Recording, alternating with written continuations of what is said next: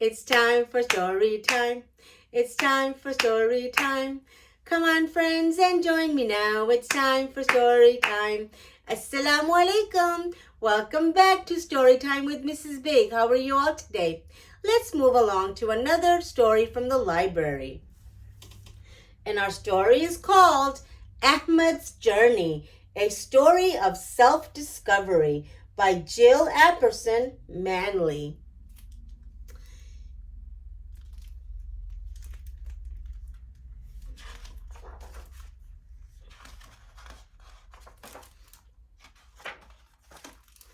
Ahmed lives in the Arabian Peninsula, where drifting sand dunes form vast deserts.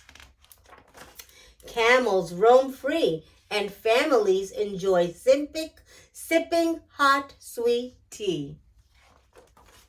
Tomorrow will be a special day for Ahmed. He and his family have crossed the desert to race their camels in the famous Camel Races.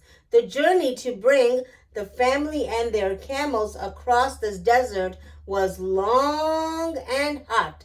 Setting up camp offered relief and comfort to everyone. As the sun heats the land, Ahmed joins his father and brothers in the shade. He listens to their laughter as they share stories of past races, but Ahmed does not feel excited like the others. Instead, he feels small, sad, and lonely. After a time, Ahmed leaves the tent and goes to feed the camels, saving Jamal, his favorite camel, for last. Ahmed rubs Jamal's ear and gives him extra food. It is quiet away from the camp and the lively chatter of Ahmed's family. In the silence, Ahmed observes the camels and the other desert animals. A golden spring mouse eats a small bit of Jamal's meal. A saker falcon perches in a lone tree. Ahmed squints into the distance and sees a sandstorm forming. The wind is strengthening, picking up millions of grains of sand and moving them across the desert plateau, making a mountain of sand that will shift and drift. Jamal and other animals notice the wind too. Ahmed observes the effect of the storm on his body. He feels his robes press against his skin.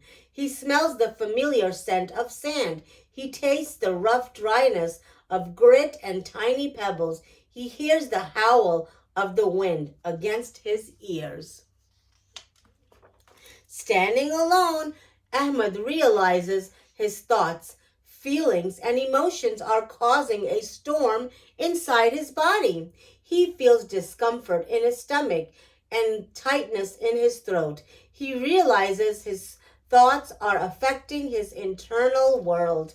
He notices that his thoughts of the upcoming race have made him feel anxious and fearful. Ahmed takes a deep breath as he sees Jamal do many times. He takes another breath deep into his belly and becomes curious what other sensations exist inside him and where. Standing quietly, Ahmed continues to observe himself. He wonders if his internal storm will move through him and depart like the sandstorms that pass across the desert. Ahmed walks over to Jamal. He holds Jamal's large nose and pets his soft ears. He gazes into the animal's gentle eyes. Ahmed feels love. Taking another deep breath, he feels strength in his bones and peacefulness settling inside his chest and heart. Ahmed begins to understand the importance of taking a deep breath. Looking around, Ahmed notices that the storm has subsided. He checks inside his body and notices that his internal storm has quieted too. He no longer feels small, sad, and lonely. Instead, he feels wise, calm, and loved. He feels strong like the peaceful. He feels strong like the tree, peaceful like the bird, peaceful, patient like the mouse, wise like the camel. Ahmed is grateful to be Ahmed. He knows he has everything he needs within himself to find peace and stillness.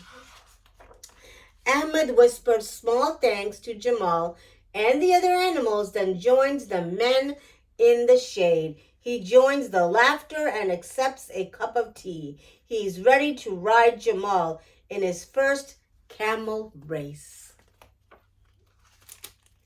The end. I hope you enjoyed this selection. Until next time, see you soon.